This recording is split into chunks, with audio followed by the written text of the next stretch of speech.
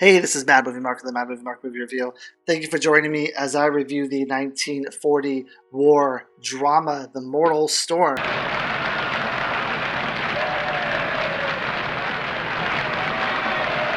Hey, thank you. I appreciate that. Sometimes you need that pick me up throughout your day, and that was desperately needed. If this is your first time joining me, I am reviewing every movie in this book, the 1001 Movies You Must See Before You Die. The Mortal Storm stars my favorite actor of all time, James Stewart, as a character named Martin. Also stars Margaret Sullavan as Freya. They did 4 movies together throughout their career, including The Shop Around the Corner, which I have also reviewed for this channel. This movie also stars Frank Morgan as Victor Roth. Now, I've reviewed a few of his films. You will know him best from playing the wizard in The Wizard of Oz, though he also played like 4 or 5 other roles in that film. And it also stars a very young Robert Stack as Otto von Ron, who I think is one of the adopted sons of Victor Roth. Now, Robert Stack, you will best know as the narrator from the show Unsolved Mysteries. Now, this is one of Hollywood's earliest direct anti-Nazi films. It was released before the United States entered World War II. I believe they entered World War II like around December of 1941. The film openly criticized Nazism at a time when many Hollywood studios avoided directly naming Germany or Hitler out of fear for losing the international markets and provoking controversy. Now, this film does not directly say the word Jew. It doesn't reference Judaism. It lists people who are Jewish as non-Aryan, but it still is a huge leap for addressing Nazism. Instead of focusing on the war itself, the movie shows how Nazi ideology destroys friendships, families, universities, and personal morality inside of Germany. The perspective made it unusually personal and emotionally powerful for 1940s audiences. James Stewart and Margaret Sullavan give highly regarded performances in this film. Stewart's role helps solidify his image as a morally principled, everyman character that he became famous for. MGM took a real risk in making this film. Nazi Germany reportedly banned MGM films afterwards because of it. That makes the movie notable as an example of Hollywood beginning to take a clear stance against fascism, and I am all for that. That's one of the reasons why I love this film as well. This is an early example of refugee and resistance themes. The film explores persecution, international repression, and escape from authoritarianism years before this became common wartime subjects in American cinema. The film reflects changing American attitudes before World War II. The movie captures the growing alarm in the United States about events in Europe before Pearl Harbor. It's often studied as part of the shift from America isolationism towards greater awareness of the Nazi threats. Now, as I'm doing these films from the 1001 Movies You Must See Before You Die, I'm doing them in chronological order. I've said this before. As you go through these decades, you see the fear of Hitler. You see kind of the bubbling up of these emotions throughout these films as we gradually go. And this one, I think this one is really the one that gives the punch. It directly references all this. It directly talks about how this is destroying America and destroying Germany, destroying people's relationships. I think this movie does an incredible job, and it is very heroic for what it's doing, and I absolutely love the performances in it as well. When this movie first opens up, we are introduced to Victor Roth. He is a very highly regarded, highly touted, very loved professor, and he is celebrating his 60th birthday, I believe, and also his anniversary of working at the school. And the people, all of his students, give him this big party. They applaud him. They love him. Like I said, he's beloved. James Stewart gives him a trophy and thanks him for his great work. And they later, Victor and his family have this lunch or this dinner at his house, and Victor talks about how much he loves his family and the tolerance and the way that they're able to laugh and have fun and be this well-knit group together. While they're at this dinner party, Fritz announces that he's going to marry Freya, who is the daughter of Victor. Now, played by Margaret Sullavan. Now, Freya says she hasn't made up her mind. She was a little bit ambushed here when Fritz said that they were going to get married, and she still has to think about it. Now, after this happens, the movie takes a turn. They're listening to the radio, and they hear about the rise of Hitler. Now, this movie came out in 1940, but it takes place in 1933, and this is kind of as Hitler is rising up to power. The members of the family, the boys of the family, the two adopted sons, are incredibly excited about this. They think that Hitler's going to make a positive change, that he's going to do great things, that he's going to avoid war, and he's going to be this fantastic leader. And they are very excited and energetic to join his cause, to join the Nazi Party, to fight for him, to do whatever they have to do. Now, of course, Victor is reluctant about this because he is non-Aryan, and he's worried about what's going to happen to him and his family and everyone else who is non-Aryan, because obviously he understands who Hitler is and what Hitler is becoming and Hitler's ideals. But the kids don't seem to care or to worry about this. They are just very kind of rose-colored glasses when it comes to Hitler. I would say all of them except for Martin. Now, Martin is also someone who does not like Hitler. He doesn't like his ideals. He doesn't like his policies, his platform. He doesn't like any of that, and he is very concerned as well about what's going to happen. Now, James Stewart plays his character fantastically, like he does with almost any role that he's in. Martin is someone who doesn't want to kind of push the envelope. He wants to kind of stay secluded. He wants to keep to himself. He doesn't want to be like a rebel rouser or anything. And his friends basically push him away. They tell him that you need to join the Nazi Party, you need to join us, or if you don't, there's going to be a lot of problems for you. There's going to be a lot of problems for your family.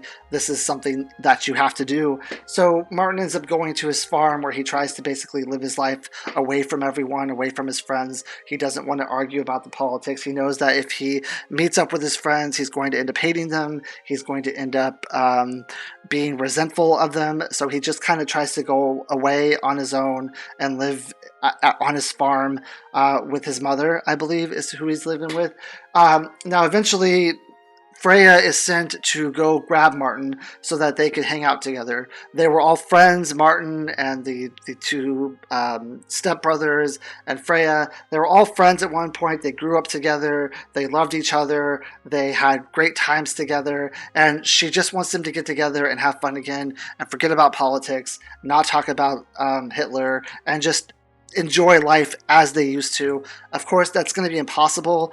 Life is never going to be the same after this. So they end up getting together, and as soon as they get together, the two stepsons tell him, the first thing they say is, you have to join the party. You have to join the Nazi Party. You have to come fight for us. You have to be one of us. We need you in this party. They start giving the Hitler hand gestures and stuff, and they have songs where they're singing German songs and everything. And eventually there's this professor who is asked to give the Heil Hitler sign, and he refuses to do this. And they all the German officers and stuff start just beating him up like crazy. He's an old man, but they just start beating him up like crazy.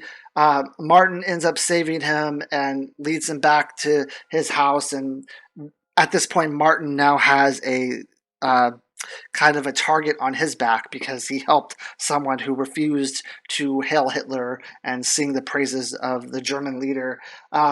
Martin eventually agrees to take this professor and lead him to Austria. They live right on the Austrian border. There is a path that is unguarded by the Germans, and it's a very hard, grueling trip to get through this because it's snowing and they have to go on skis, and it's just a very tough trip. But he agrees to lead this professor into Austria, and once he gets there, he basically can't come back because he has taken someone who is basically being chased by the Nazi Party, this professor, into Austria, and he's aided and abetted him. He's considered a criminal. So now Martin is also considered a criminal. Now, while Martin is there, Victor is put in prison because he's non-Aryan. He is against the Nazi Party. He openly comes out against the Nazi Party. He talks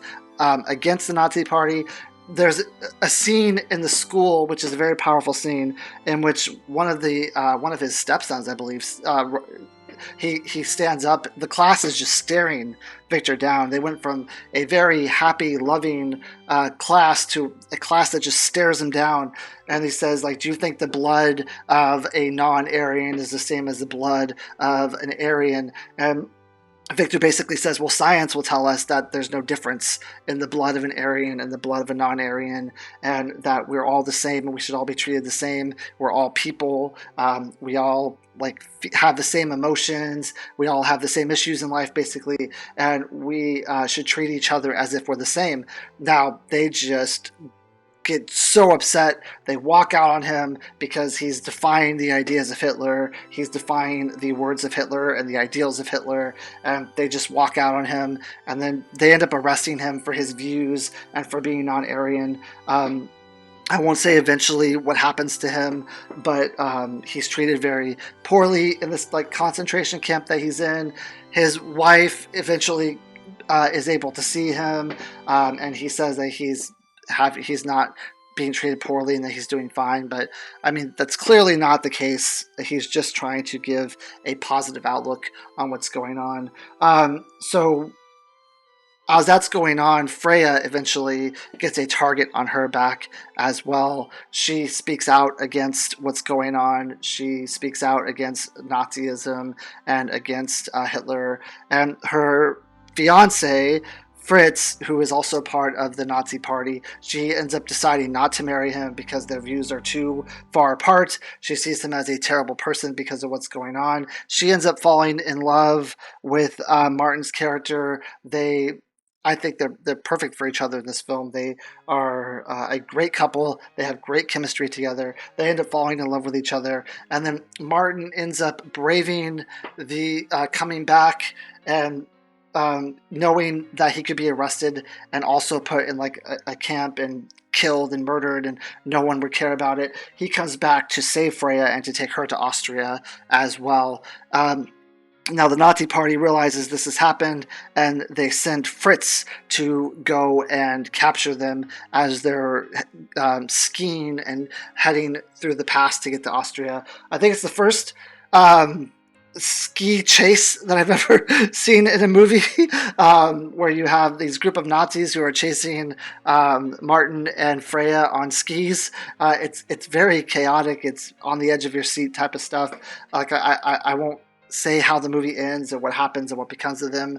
It's a tragic ending. The whole movie is tragic. It basically shows how you have this very happy, loving family, a loving population of people, a very small town in the Alps who you would think they're kind of disconnected from a lot of things. But as soon as this the news of Hitler coming to power in Germany, it immediately becomes divided. You have the students going from I love my teacher, I praise my teacher, the greatest professor we've ever had, to burning books right outside of his office, books that don't fit with the Aryan is the best race narrative. And the whole their whole ideals change from everyone is equal and everyone has a purpose in life to we only love Aryans and non-Aryans are going to be punished for their views because this is what our leader says should happen. It is a brutal movie. I love the acting in it. The acting is phenomenal. The cinematography is great. There's some really breathtaking scenes of this town in the Alps, which I absolutely love. James Stewart has a lot of close-up face acting, which is what you want from James Stewart. That's when James Stewart's at his best, when you can put the camera in his face and just let him talk. Margaret Sullavan is also incredible in this film. She has probably maybe the best arc, I would say, where she goes from this. Originally, she's not all for like the Aryan thing, but she keeps to herself. She knows that her fiance is part of this Aryan party, and she just wants to kind of avoid the subject and not talk about it, and kind of pretend like it's not there, to a point where she realizes that that is not going to be possible, that this is a part of something that's destroying their lives, and she has to take a stand either way. She either has to fight for what's right and what she feels is right and what's morally right. She has to fight for her father, who is in this concentration camp, or she just has to go with it and go along with her fiance and go along with the crowd and what everyone else is doing. And she obviously makes the right choice in this, but it's just, she probably is the star of this film, the emotional depth in this film. She is the emotional star of this movie, and what's going on in her life and how it's affecting her the most. But I think this film is amazing. There's really nothing that I dislike about it. It's very powerful, especially if you consider at the time what was going on and how different this was, and how it was speaking out against something that few films were doing, few films had the guts to do. And I think it's so powerful and so amazing. It is a 10 out of 10.